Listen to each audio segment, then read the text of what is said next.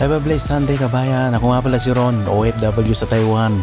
Kargador ng Taiwan, tagahila ng jacklip sa Taiwan. So ayan na, katatapos naming magsimba ng first mass ni Kapsat Hill.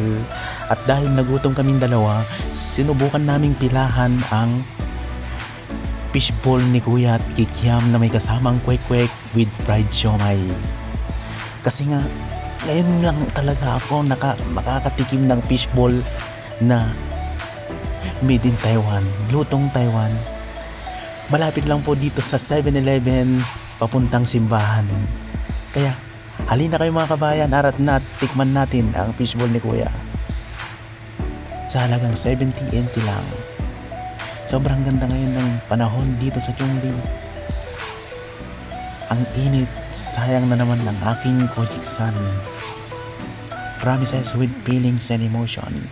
Ingat po tayo mga kabayan dito sa bansang Taiwan. Have a blessed Sunday.